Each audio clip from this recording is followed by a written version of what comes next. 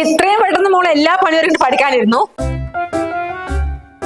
ആ ജാനകിന്റെ ഒന്നും കണ്ണു തട്ടണ്ട, അല്ലെങ്കിൽ തന്നെ നാട് മുഴുവനും പറയാൻ തുടങ്ങിയുള്ളൂ മരുമോൾ ഓടി ഓടി പണിയെടുക്കണോ പറഞ്ഞിട്ട്. എന്തെങ്കിലും കഴിക്കട്ടെ മോളെ, അമ്മയ്ക്ക് വിശക്കുന്നു.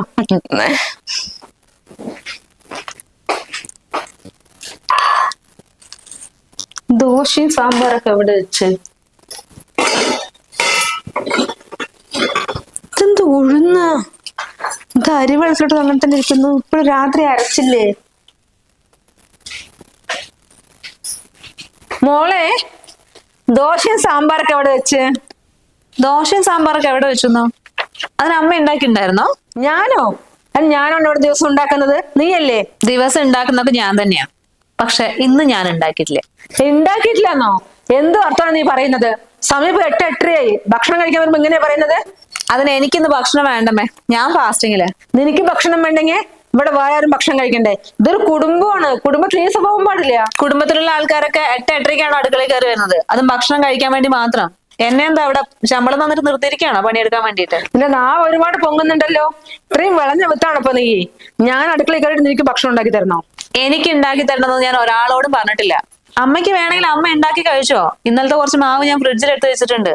അതിനിപ്പോ ഇത്രയും സംഭവമാക്കേണ്ട കാര്യമൊന്നുമില്ല. ഭക്ഷണമൊക്കെ എല്ലാവർക്കും കേടി ഉണ്ടാക്കാം.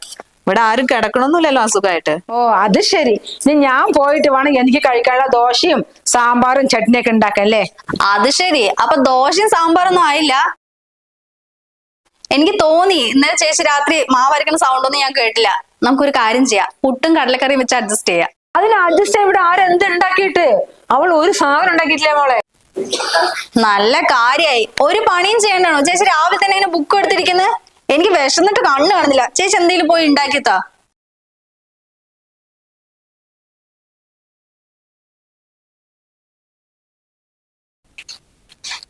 നീ പല ഏറ്റു തോന്നുന്നു.